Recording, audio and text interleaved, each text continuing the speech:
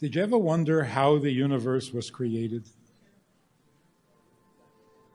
There's a scientist, a prominent scientist, who has become famous because he insists that schools should teach creation alongside evolution. And his arguments is that evolution does not really explain the universe sufficiently, and that creation fills in the blanks. For example, he says, evolution means bringing together one ingredient at a time, all of the necessary ingredients until you have a universe. The problem with that theory is that certain things could not possibly come to be if you put it together one ingredient at a time. Human blood, for example, has 13 ingredients, and if you take each one separately and add them to the mix, you'll never come out with blood. It'll never turn into human blood. All 13 ingredients have to arrive at the same moment. So evolution does not describe the existence of human blood.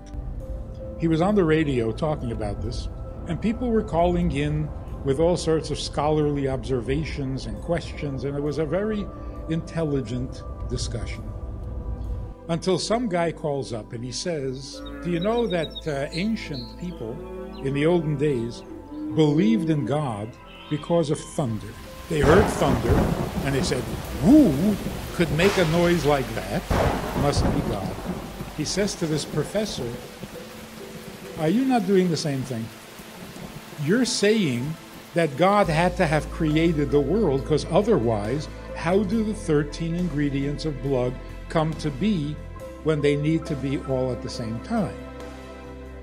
That proves there's a God? No, it just proves that you don't know. So from what you don't know, you cannot draw conclusions. Wait, study it a little more, you'll figure it out. So the lack of explanation can't be used as proof. All it means is that you don't know. Then it must be God. That is not a logical conclusion. The scientists are determined to discover how the universe came into existence. They do not like the question, why is there a universe? They say that's not science, that's philosophy. But listen to this problem.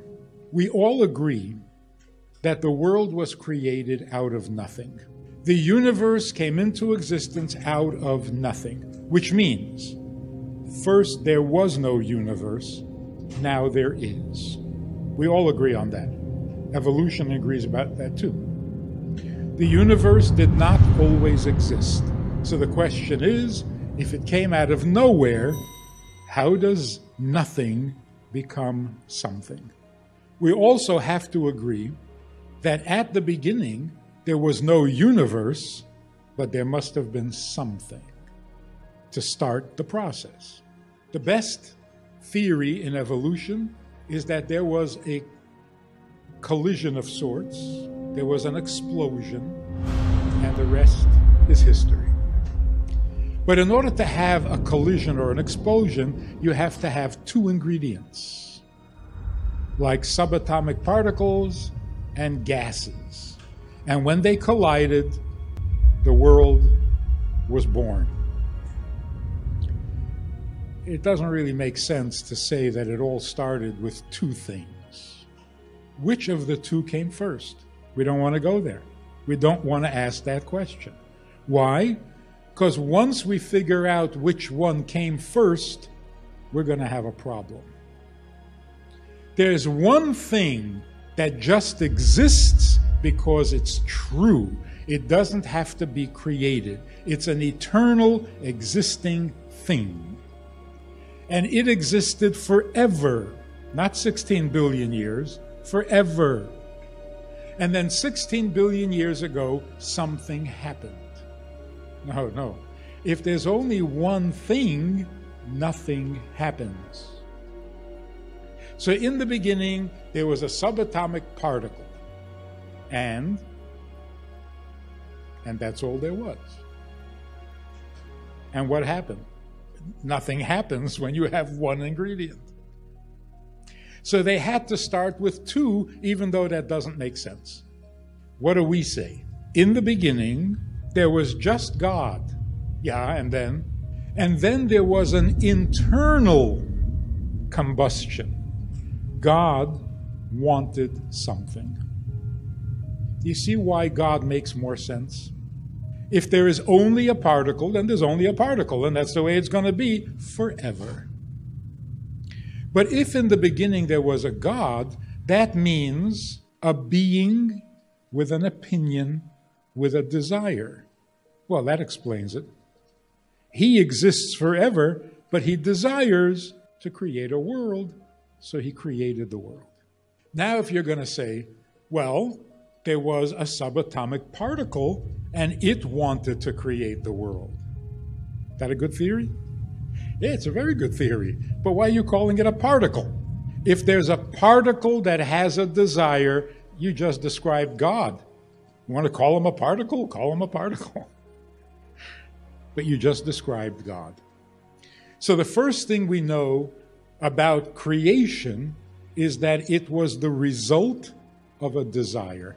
Because whatever you want to call that original being, if there was no desire, nothing would happen. God was in a very comfortable place. There was just him. He was the only thing. There was no problem. There was no complaints. So why did he disturb that very peaceful, comfortable, pleasant condition? Because he wanted something. Not because something else collided with him. There was nothing else. So there's a traditional example used to prove that God created the world. Because, as one of the sages said, if I would tell you that a book came into existence by a bottle of ink spilling and drying into the words of the book, and it just happened to dry into intelligent words with intelligent sentences, intelligent paragraphs, chapters, all the logic, the reason. It just happened to dry that way, but the bottle just spilled. Would you believe that a bottle spilling can dry in the form of an intelligent book? You would say, no, that's not possible. Somebody must have written the book. It can't happen by itself. That's really not the proof at all. It can't happen? It can't happen? A million monkeys typing on a million typewriters for 1,000,000 years. Can a book come out of that? Not likely. But impossible? Not impossible.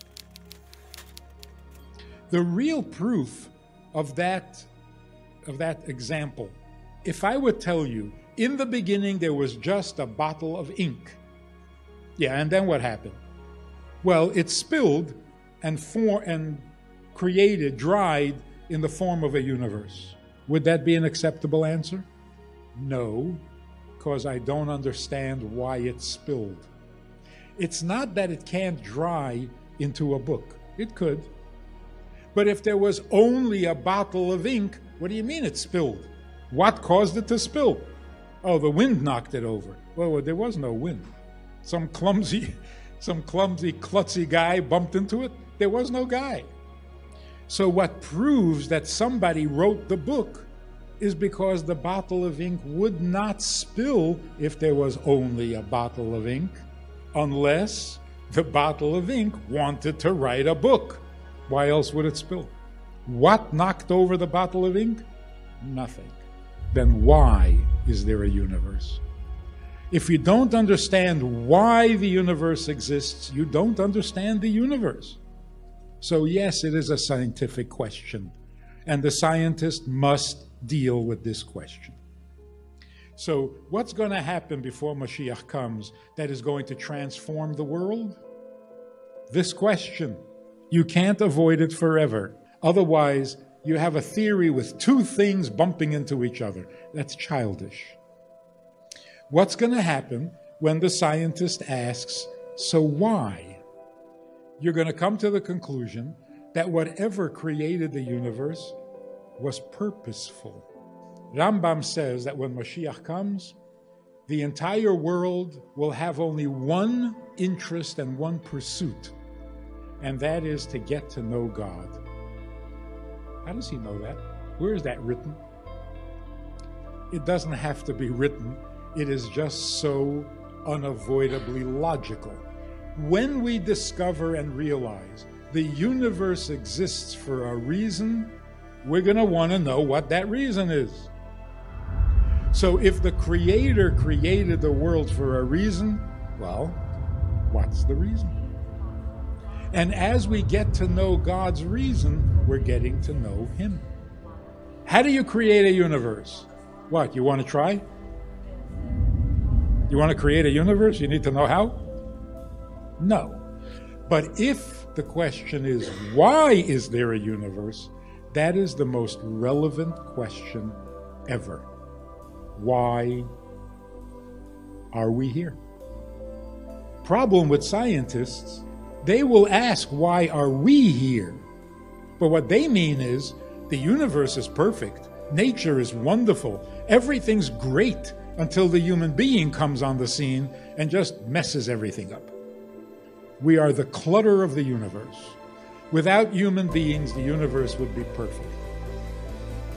The Torah says the exact opposite. Without us, the universe would be unnecessary and would stop existing. What a difference.